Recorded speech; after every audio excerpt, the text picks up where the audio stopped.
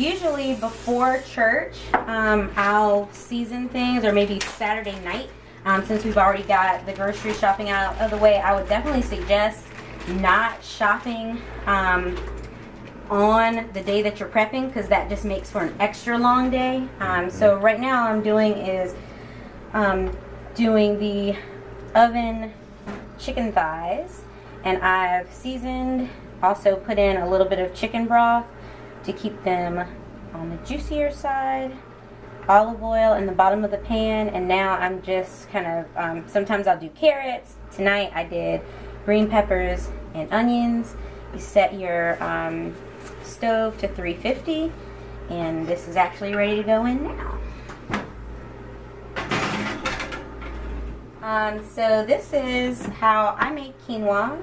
There's a lot of probably different ways to do it, but I like to do it on top of the stove and add in a little bit more flavor than you would for just rice.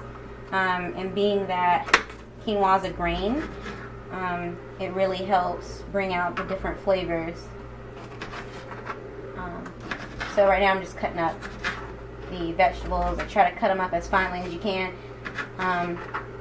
If you have a chopper or something that will make this process quicker, you can do that, but I have one, but I'm just kind of used to doing it this way. So I make sure my pan is nice and hot. It's getting there. And I do probably about half a teaspoon of butter. Organization videos.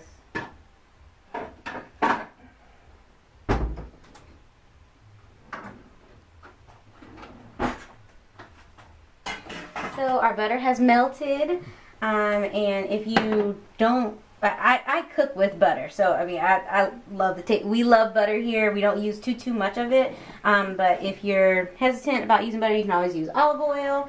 That works too. Now I'm just going to add my veggies. I always do onions, and then usually red pepper. You can do green peppers. I've also done orange before. And then I'll do a little bit of spice. Got some ground cloves here for kind of a smoky flavor. And a little bit of salt. Pepper.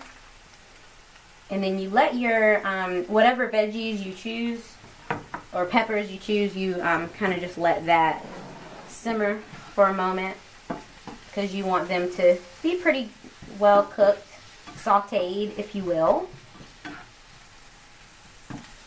and nicely coated. Sometimes I'll put in some garlic too.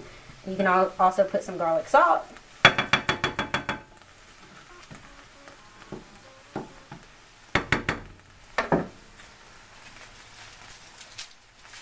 Really cool way to take apart your garlic here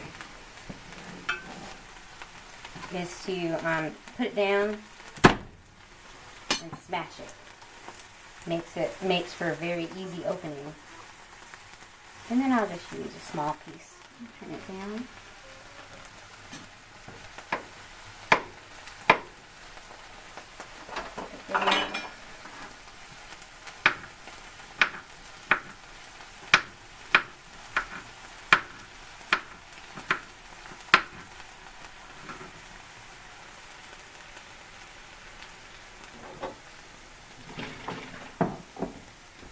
Mimosas. You think that, right? Mimosas, quinoa. Okay, you ready? Yep. Tomato, tomato.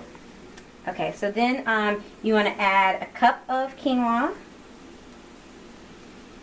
straight into the pan, and then you want to follow that with if you do 1 cup of quinoa, you do 2 cups of water.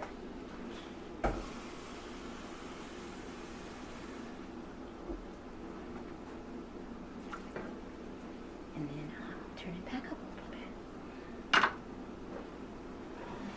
And it doesn't take too long for it to cook, but you want to make sure that the water is cooked out of it, and then that's how you know that the quinoa is ready. It shouldn't be crunchy. It should be kind of the consistency of rice, in my opinion. So that will start to boil in a moment, and then you cover it. Then after most of the water has come out, you can add a little bit more butter. I actually do a little bit of orange juice, like quick splash of orange juice, and a quick splash of a white wine. Splash. And a little bit of flavor goes a long way, and it tastes really good. And we'll eat that with chicken thighs or steak, or quinoa really goes good with just about anything. So we'll see when it's done. Just a second. Okay, so now you can see all the most of the water is out of it. It's still a little bit grainy, so you want it to continue to cook. And here's where I'll add in a little bit of, you want to pick a dry white wine, and not a lot. And you're not, going to the bar with it or anything.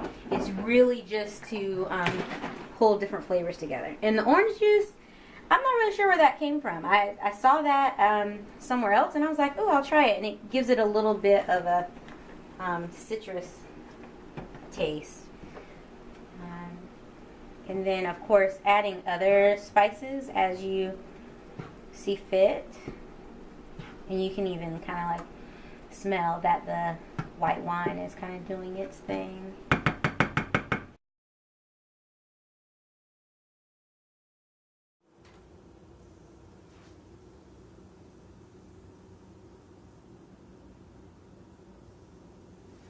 And the clean kitchen. Teamwork makes the dream work.